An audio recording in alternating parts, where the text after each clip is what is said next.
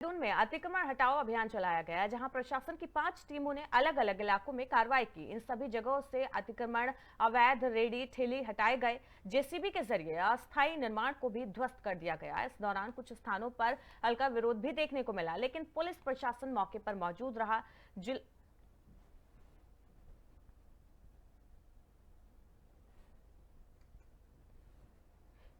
जिलाधिकारी के निर्देश पर 5 जोन में जिम्मेदारी बांटते हुए संयुक्त टीमें बनाई गई, जिसके बाद अतिक्रमण करने वालों का चालान काटकर जुर्माना भी वसूला गया और 100 से ज्यादा अवैध निर्माण को यहां से हटाया गया। साथ ही साथ जो ठेलियां रेहड़ी पटरी थी उनको भी जब्त किया गया।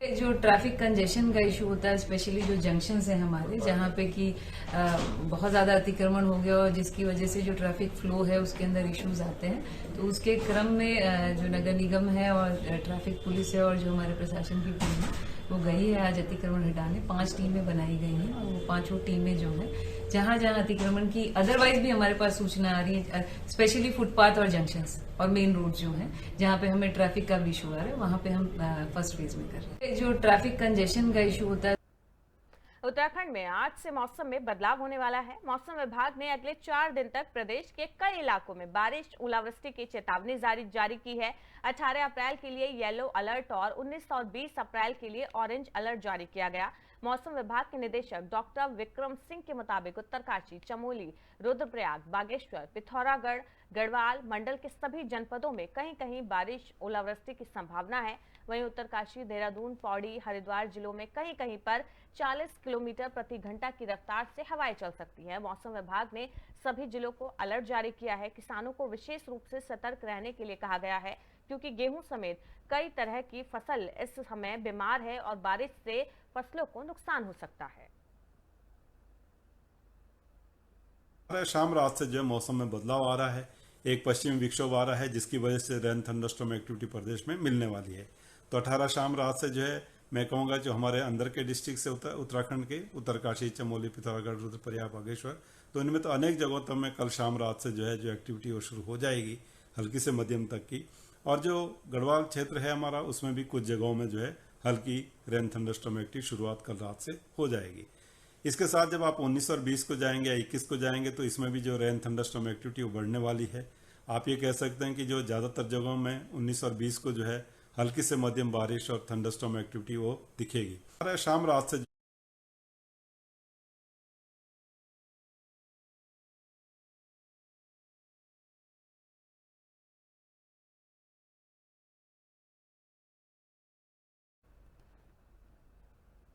वहीं हिमालय पुत्र हेमवती नंदन बहुगुणा की 104वीं जयंती इस बार अल्मोड़ा में 25 अप्रैल को मनाई जाएगी, जिसकी तैयारियों का जायजा लेने के लिए प्रदेश के कैबिनेट मंत्री सौरभ बहुगुणा खुद अल्मोड़ा पहुंचे। यहां पहुंचकर उन्होंने स्थानीय हेमवती नंदन बहुगुणा स्टेडियम में हो रही तैयारियों का निरीक्षण लिया और जिलाधिकारी और वरिष्ठ पुलिस अधीक्षक से उनके द्वारा विशेष चर्चा की। इस पर उन्होंने कहा कि इसकी अध्यक्षता प्रदेश के मुख्यमंत्री पुष्कर सिंह धामी द्वारा की जाएगी। इस कार्यक्रम में रक्षा राज्य मंत्री और अजय भट्ट सहित प्रदेश के मंत्री, विधायक, सांसदों द्वारा भागीदारी की जाएगी।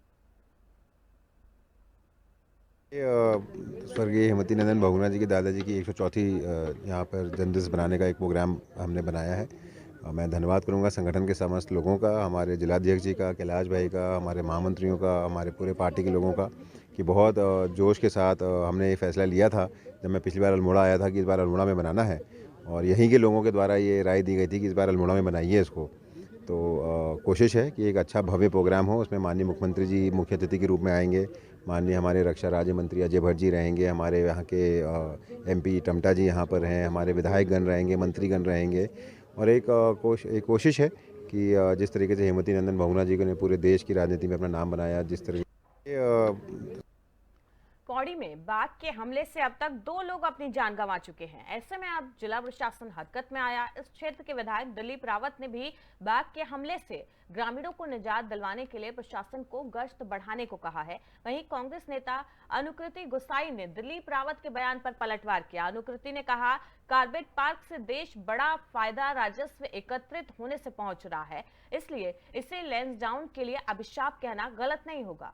दरअसल दिलीप रावत ने कहा था कि कारबेट पार्क के तहत उनकी विधानसभा का 70% से अधिक हिस्सा आता है। ऐसे में इस तरह से बाघ के हमले बढ़ने पर उनकी विधानसभा के लिए कारबेट पार्क का यह हिस्सा अभिशाप बन गया है। रात के समय स्थानीय जनता अनावश्यक घर से बाहर न निकले, इसको लेकर शाम 7 बजे से सुबह 6 बजे तक कर्फ्यू लगाया गया है। डीएफओ को क्षेत्र में पिंजरों की संख्या बढ़ाने, कैमरा ट्रैप, जिम कारबेट के विशेषज्ञों से संपर्क कर ट्रैंकुलाइजर टीम और मुख्य मानकों के साथ 10 किलोमीटर परिधि का जीपीएस मैप तैयार करने के निर्देश दिए गए हैं। वहीं डर के माहौल बने रहने से धारा 144 जारी रखने को कहा गया है। दो दिन पहले तो घटना ही डाला पा मोड़ के सर में वही जा रहा था। जी जी जी दो बाघ ने टेकर एक आदमी को मार थे। जी जी आज भी मैंने सुना जो है यहाँ भी 2 बाघ हैं लगभग जो है। दो तो है बोले एक ही दिखा पर 2 तो है। 2 तो है। तो क्या माहौल कैसा है? पूरा दहशत का माहौल। बच्चों से डर रहे, छोटे बच्चे स्कूल कैसे जाएंगे? दूर दराज गाँव जंगली एरिया है, बाजार बहुत दूर है यहाँ से। तो सास प्रशासन में अनुरोध करता हूँ कि इसकी तुरंत व्यवस्था करी जाए, पिंजरा की व्यवस्था की जाए ताकि लोगों को सिर्फ बचत जिंदगी बचने के लोग।